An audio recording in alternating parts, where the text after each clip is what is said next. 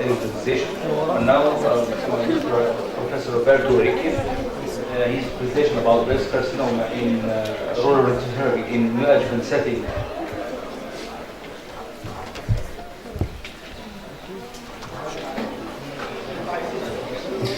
Thank you, Mr. Chairman. Good afternoon. Now I'm moving to breast from, sorry, just a charge.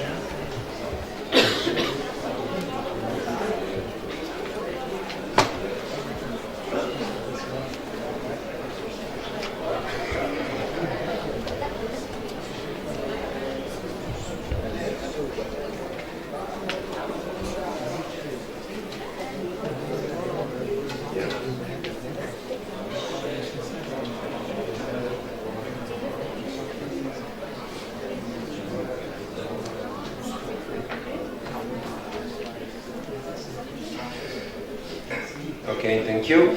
So, as I said, from brachytherapy of the cervix to the breast, the role of radiation therapy in neoadjuvant setting, and but first to start, because Professor Gerard mentioned one of the study of Umberto Veronesi, and you know that 2 months ago it passed out, and so. But just to remind his enormous contribution for the development of breast care, etc. And so also a very huge contribution to the development of radiotherapy, not only of breast, especially in Milano. This is what helped me to create this center, the Advanced Radiotherapy Center, and now it's partnership with 3 Tomo, 1 Cyber, 1 Vero machine, 1 Trilogy, 2 machine for IoT, LIAC system with electron and intrabeam machine, 2 pulse machine for brachy, 1 high-dose ray, permanent seeds and scan, etc. And also a very essential contribution to create the first center for hadron therapy, so particle therapy in Italy. So also I am responsible for this center.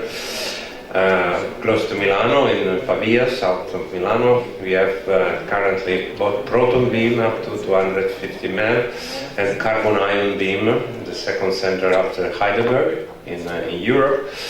And we are working with 3 treatment rooms and 4 fixed lines, beam lines with active scanning. Now we have treated up to date about 1,200 patients with normally with very selected tumor. So I move to a more specific topic, that is the role, as I said, of radiation therapy. We have 2 different scenarios. The first is the most common, is radiation therapy after chemotherapy and surgery. And the second one is radiation therapy before surgery and concomitant, and sometimes maybe, instead of chemotherapy. We start with the first, just background about the role of neoadjuvant chemotherapy. So first is increasing, and not only for inoperable, locally advanced or the inflammatory cancer, but also for operable cancer.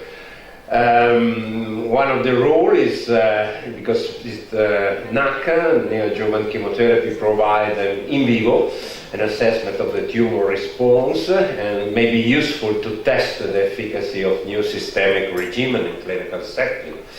We know that the achievement of pathological complete response is strongly prognostic factor for survival, and the major benefit is a patient with high risk, like triple negative patient, or HER2 positive patient, and patient with hormone receptor negative. In addition, of course, neoadjuvant chemotherapy can improve the breast conservation rate and can decrease the extent of resection in tumor with suitable for surgery.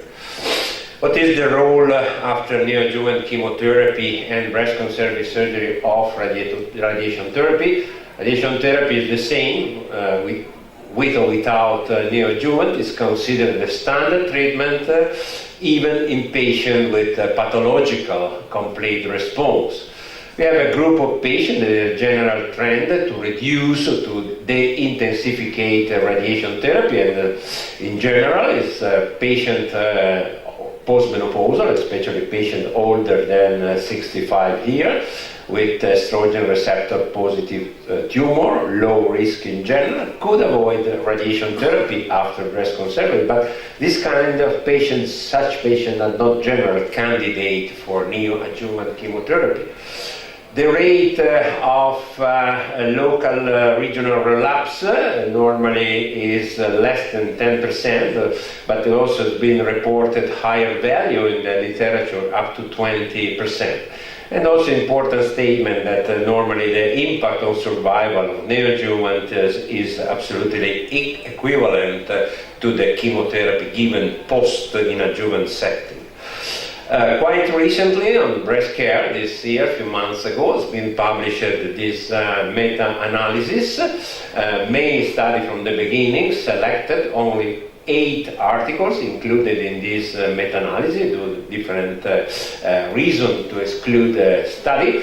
And in general, it's been demonstrated in this meta-analysis that the local relapse rate was absolutely the same, not significant difference in the patient treated with breast conserving surgery, 9.2% versus 8.3% patient treated in the mastectomy group. And you can see here the plot of this.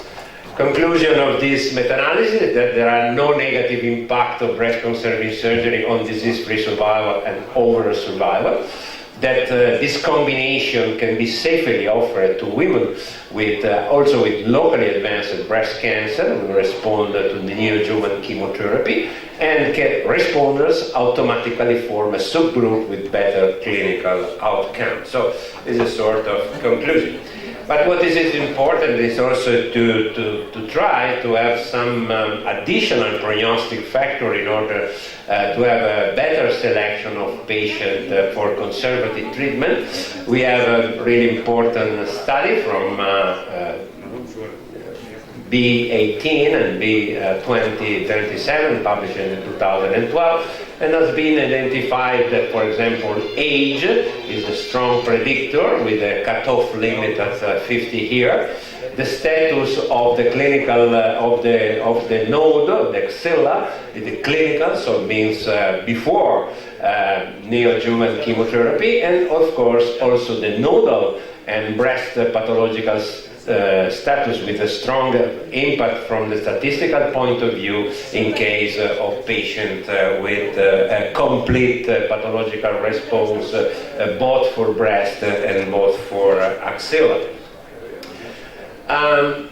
With respect to the normal concept of staging, there is an increasing interest to consider among the different prognostic factors the tumor biology.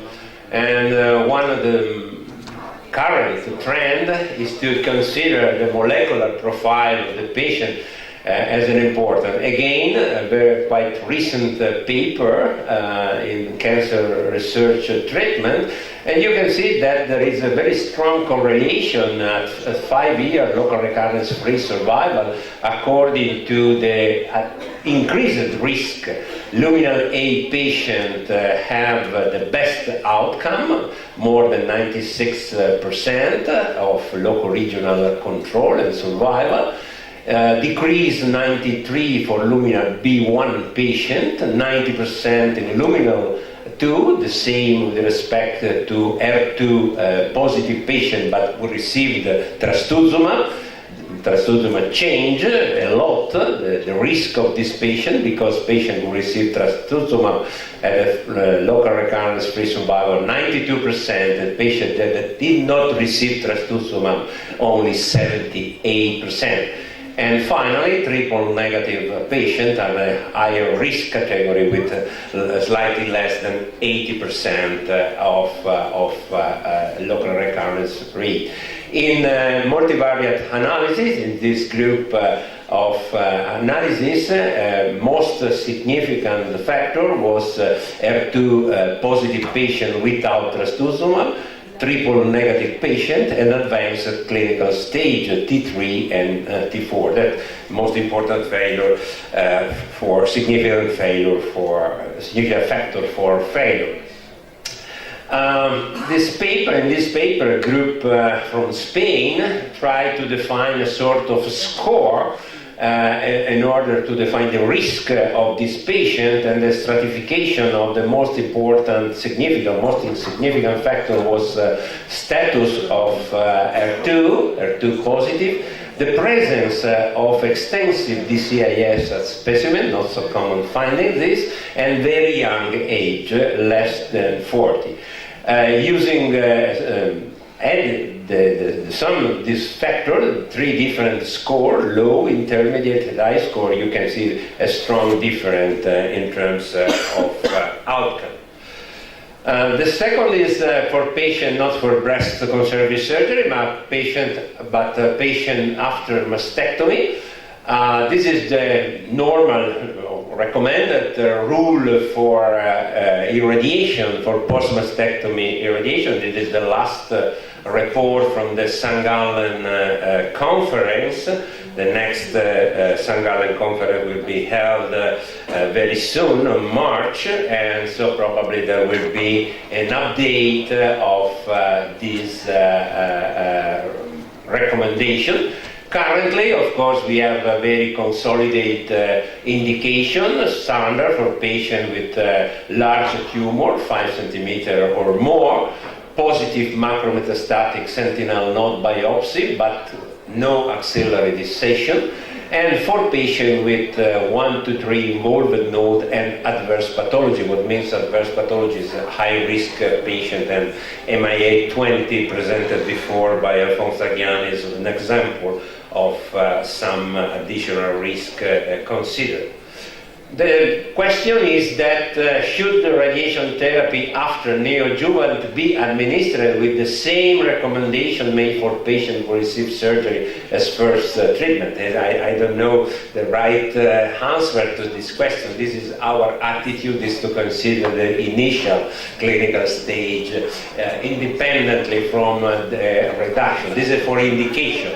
Of course, the outcome may be different. Unfortunately, there are no still available data from randomized clinical trial, and it may be important to extrapolate subgroup of patients that after neoadjuvant chemo and surgery could benefit from local regional irradiation, because to do or not to do radiation is may be different also for the point of view of side effect.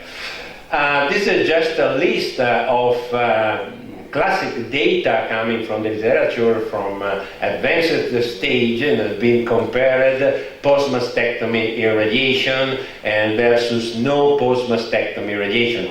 You can see that there is a strong evidence in general in the entire group of patients. There is a strong evidence that adding post-mastectomy radiation is of value for local regional control of the disease. And also important that this reduction in local regional failure was also associated with 9% absolute improvement in 10-year overall survival. That is the most important outcome, of course, for the patient.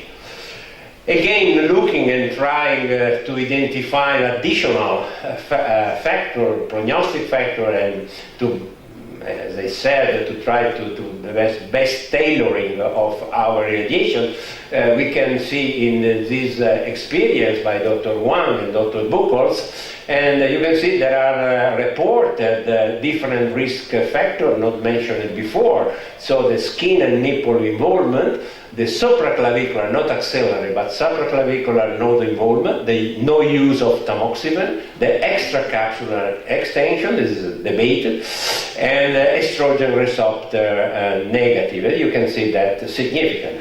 If the patient has only 0 1 factor, you can see the outcome is very good. Increase when the patient has 2 factors of these, and increase a lot with the statistical difference of the patient who had at least 3 or more this factor.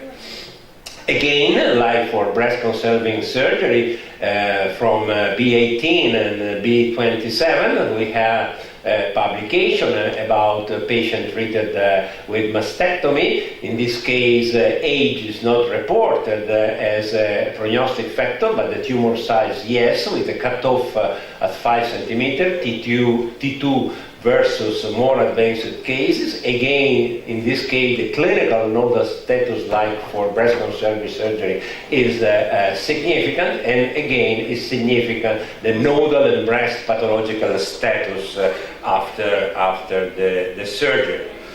Other factor that has been reported in literature was the lymphovascular invasion and the lack of downstaging, strong predictor, especially in young patients. You can see less than 40 here, and this for overall survival and also for relapse-free survival. The status of axilla and after neoadjuvant chemotherapy at the surgical specimen, again, has been considered really important, and you can see significant advantage of PMRT in reducing the risk in patients with positive axilla, and with has been observed as only a trend, not so significant, but a positive trend, p-value 0.06. We are at the limit of significant value with respect to no post-mastectomy radiation versus post-mastectomy radiation in patients that have pathological complete response after neoadjuvant chemotherapy. This has been confirmed and has been one of the debates if we have to enlarge also the field and to encompass the regional node. Again, very recently on Annals Oncology, at the end of past year, has been published is, I believe, quite interesting because confirm that on a very huge number of patients, the National Cancer Database analysis, and you can see that there is an advantage in using post-mastectomy radiation both in the group of patients with M0, negative nodes, but the same, higher, but the same level of significance is also in patients with positive axilla. So it means that including the regional node is an independent factor with respect to the status of the axilla. So it may be a demonstration. You can see also other issue on that, and again the advantage survival is improved with post-mastectomy irradiation in all the cohort of the patient, of course in more involved axilla, N2 and 3 axilla, also in limited involved axilla, and one but also in negative axilla. So that means if you look at this data, you have to extend the indication on that. Of course, as I said, there are no randomized studies, but there is at least two very interesting ongoing phase 3 trials for locally advanced patients with a clinical positive axilla that is, of course, been documented by fine needle or core needle biopsy. All these patients receive neoadjuvant chemotherapy, and after we have two different scenarios.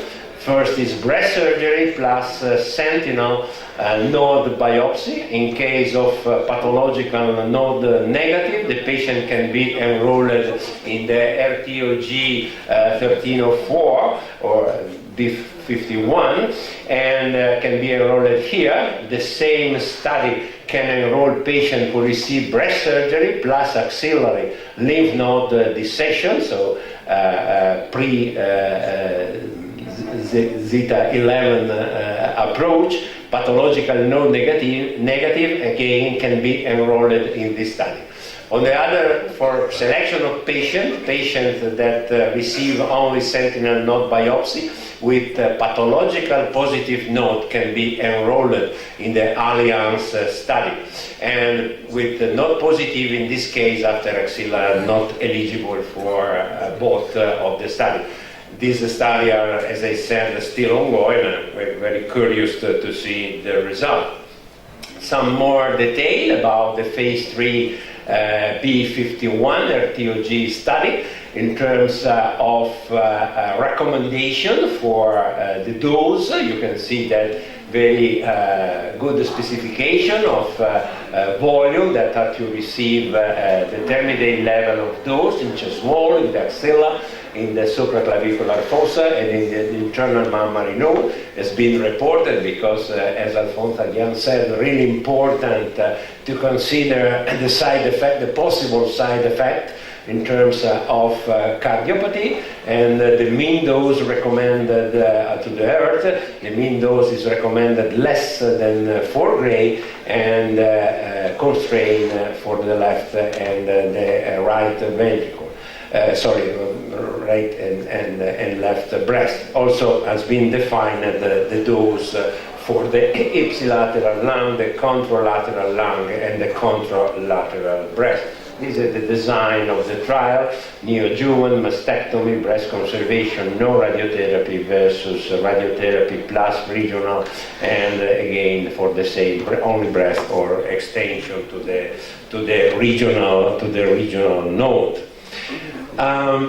There is again from the literature, from the most recent literature, really also very interesting paper recently published again on JAMA, and is an attempt to incorporate all the prognostic biological factor into staging after treatment. So consider, of course, molecular profile, for example, but together estrogen receptor status with 3 different levels of expression, grade of the tumor, low with intermediate grade versus grade 3, the presence, the positivity gene or gene amplification of RB2, and for patients, of course, that are to receive trastuzumab. Seems that in this neo-bioscore modality is very highly significant in order to predict the outcome of this patient. This can help also for the selection of indication.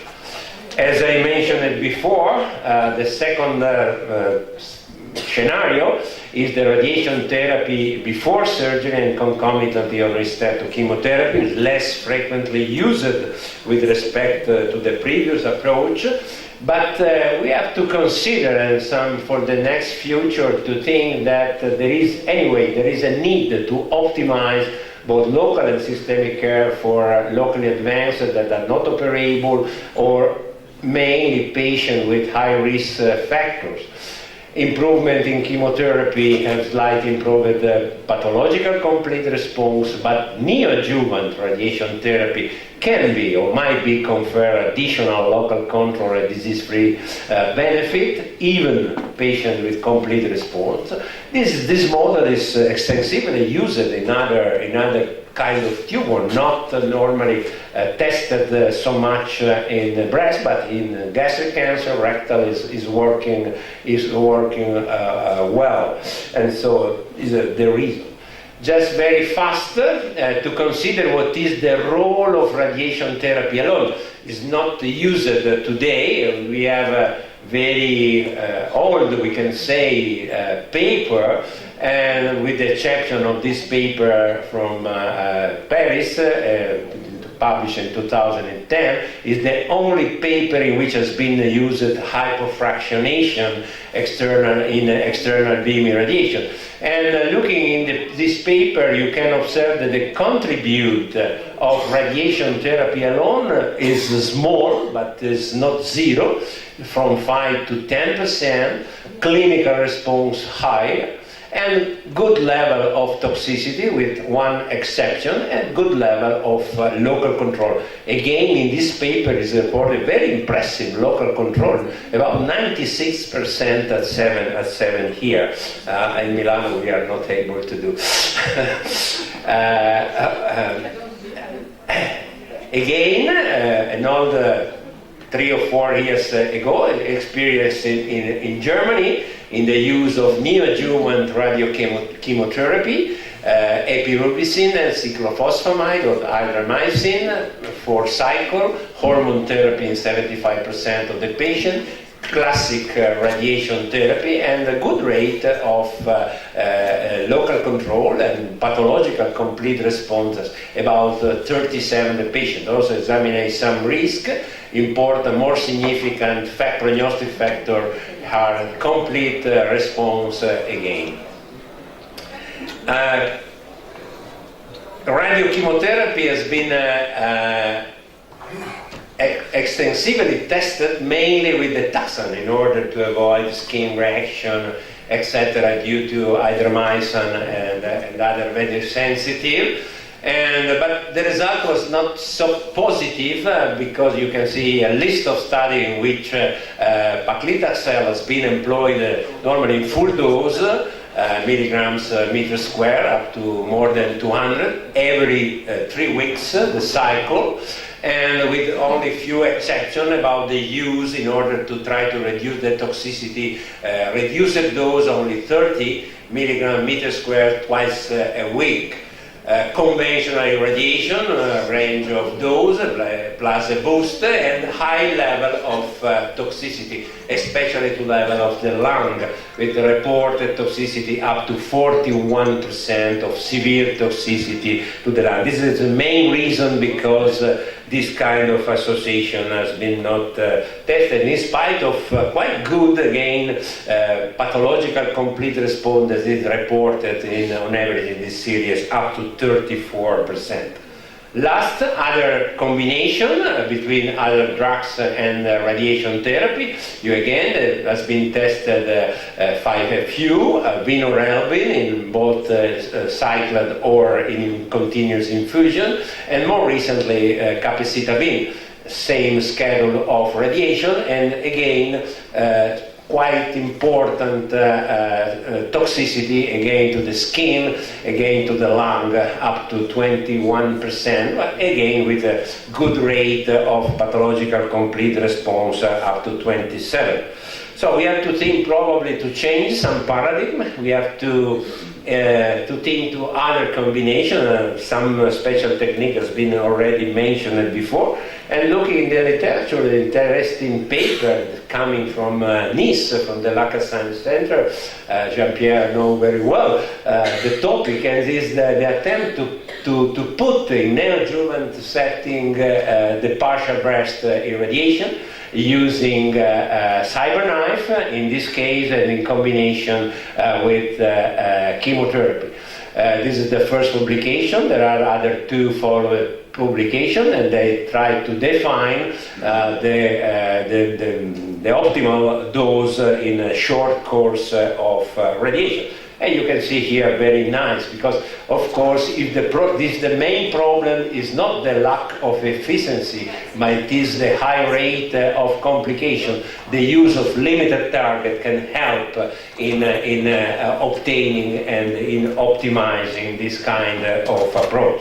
Again, very recently, this year, in January, has been published again another system that can be used, in this case in prone position, because it's a new device, it's a gamma port. I don't have and I have no conflict of interest with respect, it's not labeled at the moment, but it's a sort of gamma knife for breast. And in this very recent paper in the US has been reported very nice dose distribution with this machine. So I have just 1 minute just to conclude with some take-home message. Neoadjuvant chemotherapy may convert patients from mastectomy to breast conserving. Patient with clinical positive node and in patient with pathological complete response axillary dissection can be avoided in case of negative sentinel node biopsy. Tumor response to drug therapy can be assessed in vivo. Response to neoadjuvant provide prognostic information, particularly in high-risk patient, triple negative, HER2 positive patient. Breast conserving surgery and radiation are a reasonable option for patients with early stage, down stage with neoadjuvant. Selected patient with T3, T4 could also manage it by breast conserving surgery, looking in the different prognostic factor, risk for local regional failure at young age, clinical positive node, no complete pathological response, no luminal A tumor. RT is a standard treatment. In this case, older patient can be avoided, and normally regional nodal irradiation is not given in patient with sentinel node biopsy negative. Last, post-mastectomy radiation should be given to all high-risk patients, young age, no pathological response, high grade, high proliferative index, presence of extensive lymphovascular space invasion, receptor negative, triple negative, HER2 positive patient. The role of RNA, regional node irradiation in this setting is still unclear. You have seen some data on the database from US that seems valid.